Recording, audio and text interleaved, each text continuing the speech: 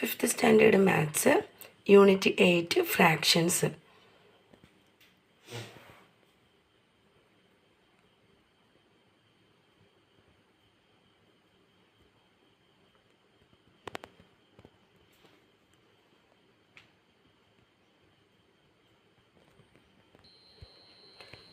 Four cake divided between 2 persons. 4 cake 2 പേർക്ക് കൊടുത്തു കഴിഞ്ഞാൽ 2 കേക്ക് കിട്ടും.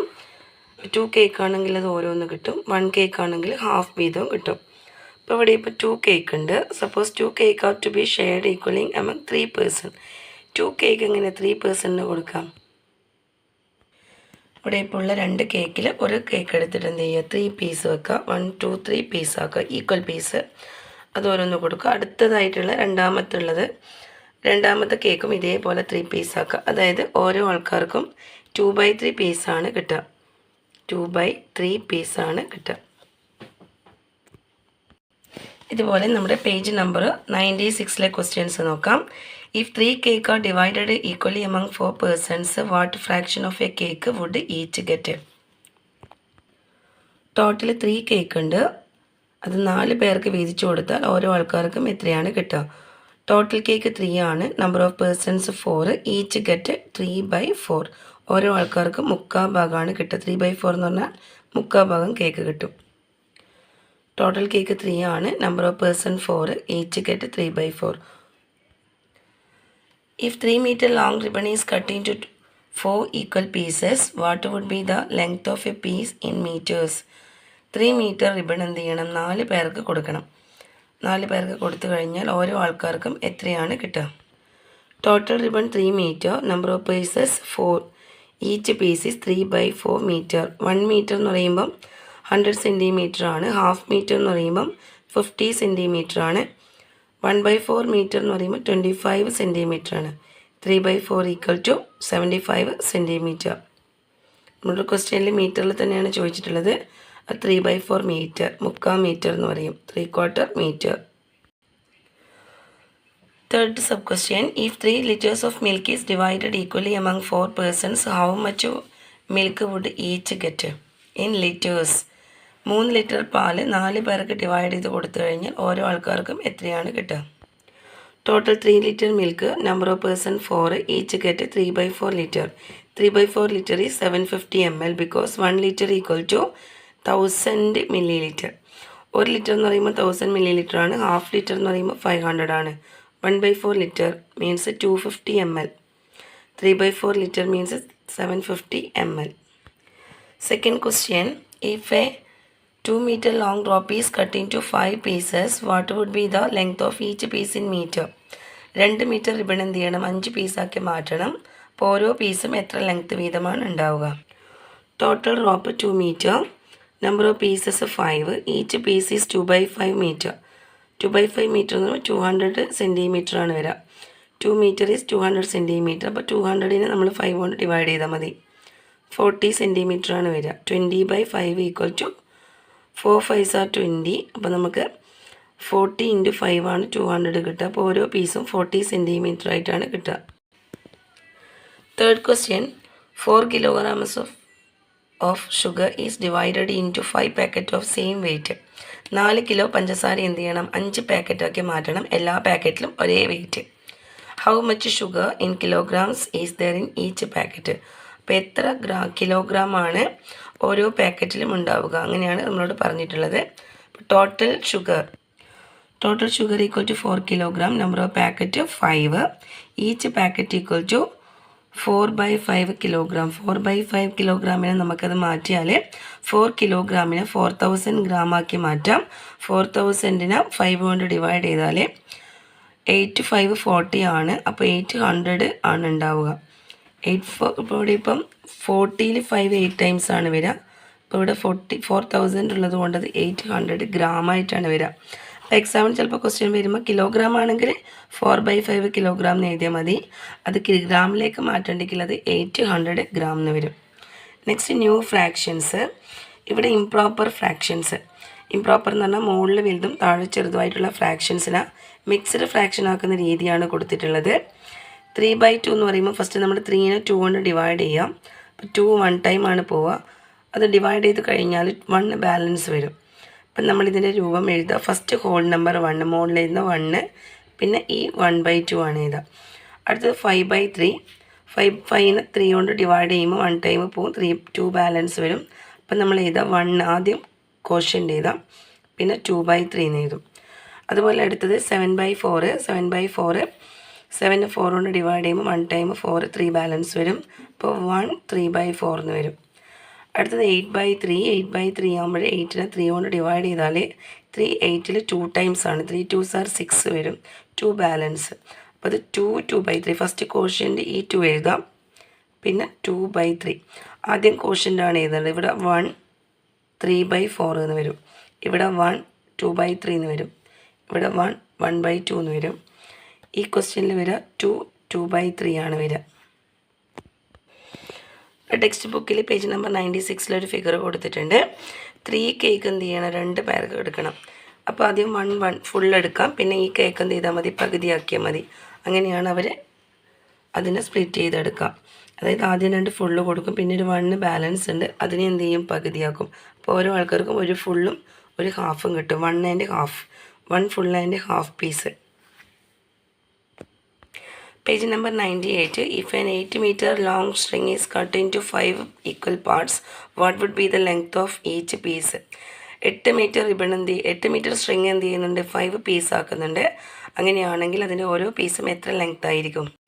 Total string 8 metre, number of parts 5, each piece equal to 8/5.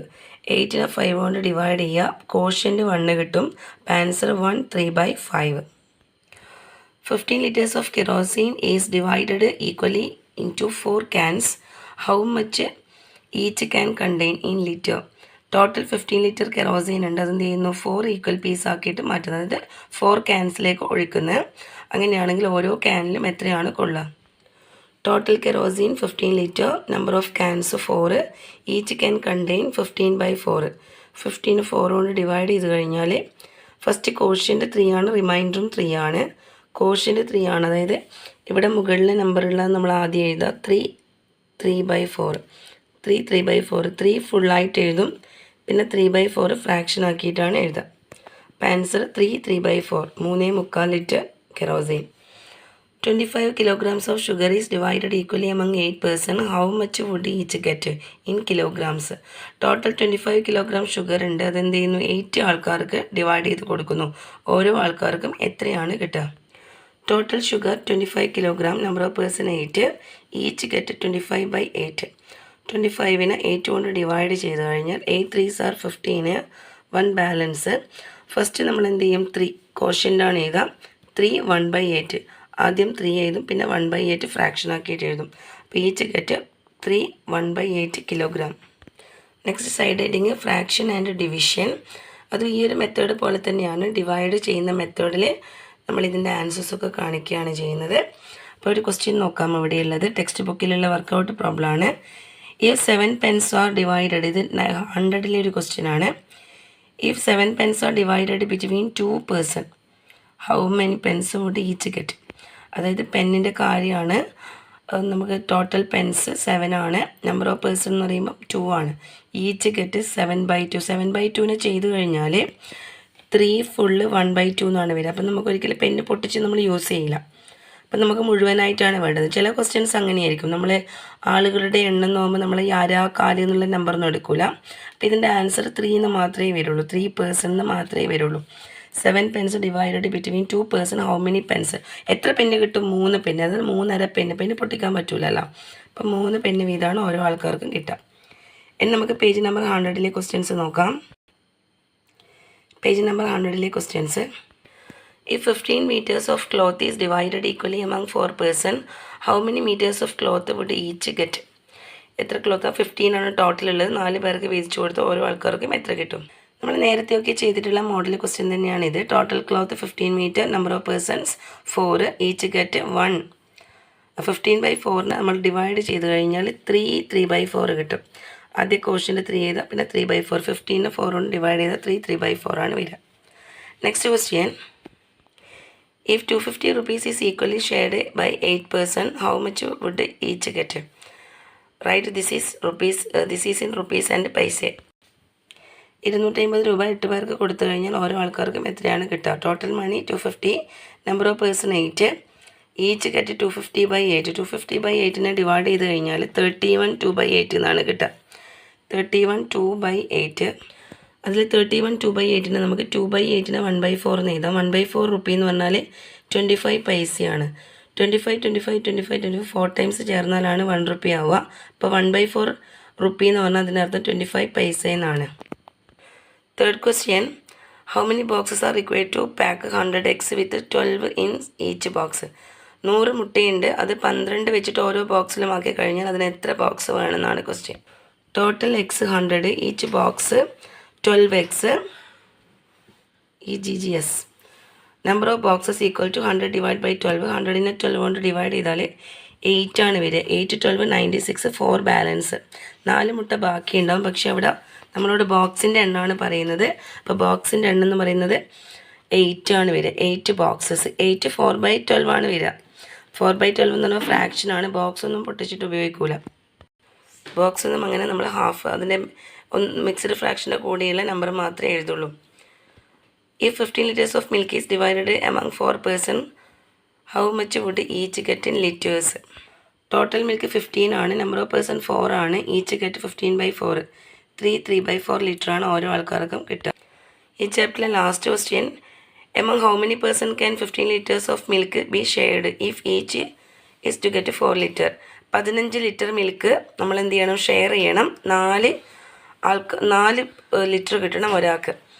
ഇപ്പോൾ total 15 litre ഉണ്ട്, അത് ഒരാൾക്ക് 4 ലിറ്റർ കൊടുക്കണം. അങ്ങനെയാണെങ്കിൽ എത്ര പേർക്ക് കൊടുക്കാൻ പറ്റും എന്നാണ് ക്വസ്റ്റ്യൻ.